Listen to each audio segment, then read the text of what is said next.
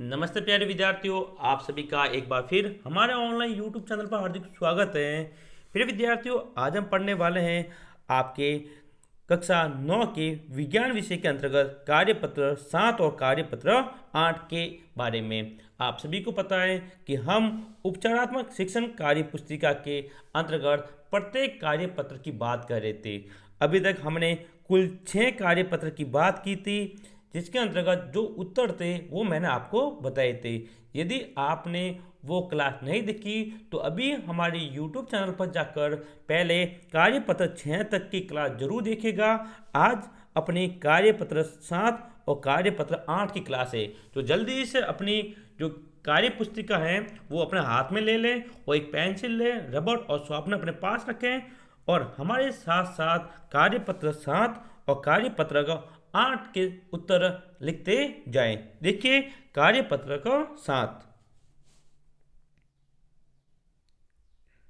देखिए विद्यार्थियों, कार्यपत्र 7 आपके सामने है, जिसका नाम है, विषय वस्तु है वो है क्या हमारे आसपास के पदार्थ शुद्ध हैं और अधिगम बिंदु कोलाइड, यानी कि कार्यपत्रक 7 के अंतर्गत कोलाइड के बारे में पढ़ना है। और इस क्लास में से एक सवाल पक्का पूछा जाएगा, वो भी वार्षिक परीक्षा में, तो अच्छे से देखिएगा।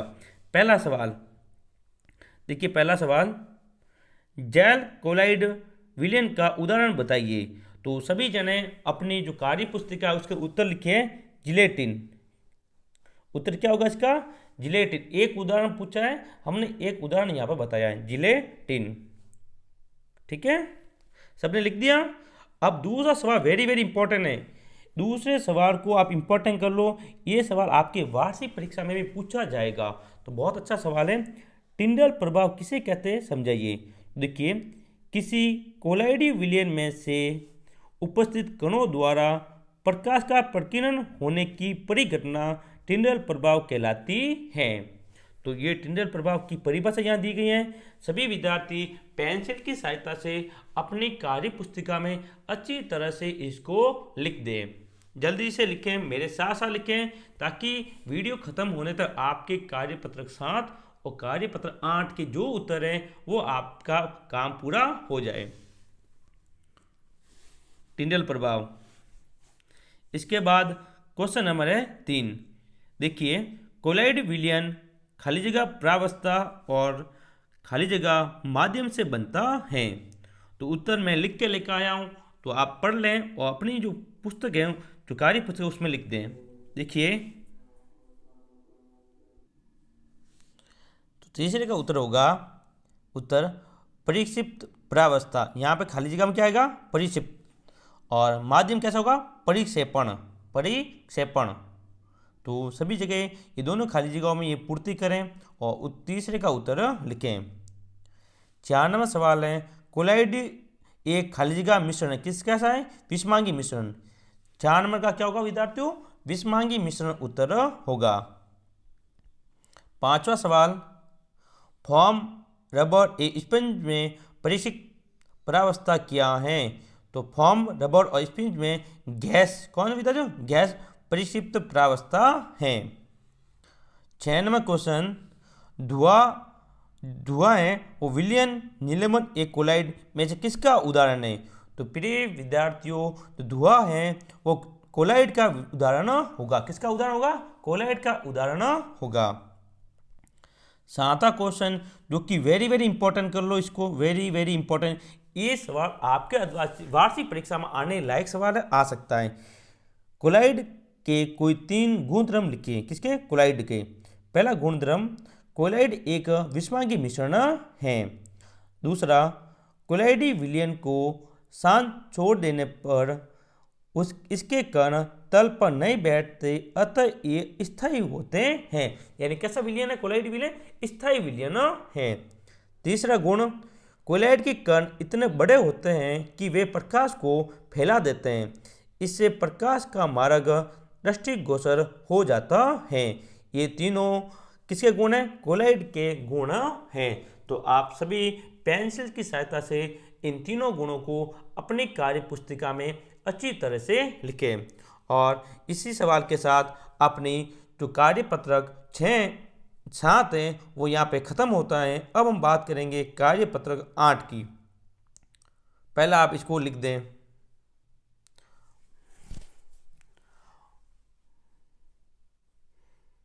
जल्दी जल्दी लिखें या वीडियो को रोक दें, रोक कर आप इसको लिखें। हम बात करते हैं कार्यपत्रक 8 की, जिसका नाम है अधिगम बिंदु है, नाम है भौतिक एवं रासायनिक परिवर्तन। भौतिक एवं रासायनिक परिवर्तन।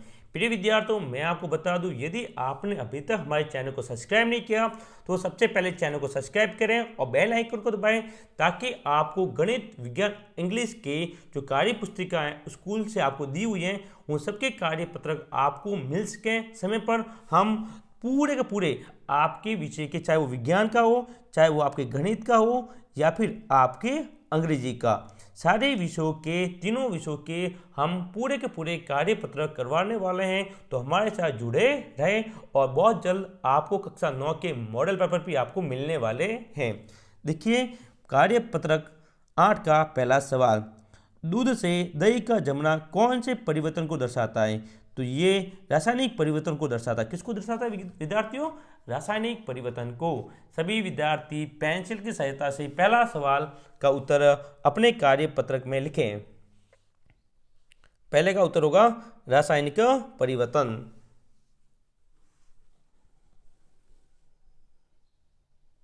आगे चलते हैं दूसरा क्वेश्चन। दूसरे क्वेश्चन जो कि इंपॉर्टेंट है, आपको वार्षिक परीक्षा में ऐसा सवाल देखने को मिलेगा। निम्न दिए गए परिवर्तनों में से भौतिक एवं रासायनिक परिवर्तनों को पृथक पृथक कीजिए, यानी अलग अलग करना है। सोने का गहना, हरे पेड़ को काटना, चाय का बनना, ईंधन का जलना। तो मैंने ऐसे आप लिखो, एक तरफ लिखो भौतिक परिवर्तन, एक तरफ नीचे लिखो रासायनिक परिवर्तन। भौतिक परिवर्तन देखो, सोने से गहनों को बनाना, वो हरे पेड़ों को काटना, ये भौतिक परिवर्तन के उदाहरण हैं। और चाय का बनना और ईंधन का जलना, ये रासायनिक परिवर्तन के उदाहरण हैं। तो आप मेरे साथ साथ अभी अपनी कार्य पुस्तिका में इसको लिखें। तीसरा सवाल है, अवस्थाओं का अंतर रूपांतरण एक खालिज का परिवर्तन है। तो ये एक भौतिक परिवर्तन है। कैसा परिवर्तन है विद्यार्थियों? भौतिक परिवर्तन है। लिख दो उत्तर नंबर 3 का भौतिक परिवर्तन। अब 4 नंबर सवाल जो कि वेरी वेरी इंपॉर्टेंट है विद्यार्थियों, वेरी वेरी इंपॉर्टेंट। ये सवाल पक्का आपकी वार्षिक परीक्षा में भी आएगा। भौतिक एवं रासायनिक परिवर्तन में अंतर लिखिए। तो ऐसा आप सारणी बनाओ, बीच में एक लाइन खींची मैंने भी, आप भी एक लाइन खींचे पेंसिल स्केल की सहायता से। एक तरफ लिखे भौतिक परिवर्तन, एक तरफ लिखे रासायनिक परिवर्तन। देखिए अंतर, पहला ये परिवर्तन अस्थायी है, यानी भौतिक परिवर्तन कैसा होगा? अस्थायी, जबकि यह परिवर्तन स्थायी होता है। रासायनिक परिवर्तन क्या होगा? स्थायी। दूसरा, इसमें नया पदार्थ नहीं बनता। किसकी बात करते हैं? भौतिक परिवर्तन अंतर्गत नए पदार्थ का निर्माण नहीं होगा, जबकि रासायनिक परिवर्तन में इसमें नए पदार्थ का निर्माण होता है। तीसरा अंतर, ये परिवर्तनीय उत्क्रमणीय हो सकते हैं। उत्क्रमणीय मतलब दोनों दिशाओं में चलते हैं, यानी ये दोनों दिशाओं में चलते हैं, जबकि रासायनिक परिवर्तन ये अनुत्क्रमणीय होते हैं, यानी कि एक दिशा में चलते हैं। ठीक है, तो 3 अंतर यहाँ पर आए, वो तीनों अंतर मैंने लिख दिए हैं। आप भी अच्छी तरह से सुंदर सुंदर राइटिंग अक्षरों के अंतर्गत आप भी अपनी कार्य पुस्तिका में इसको लिखें। आराम से लिखना।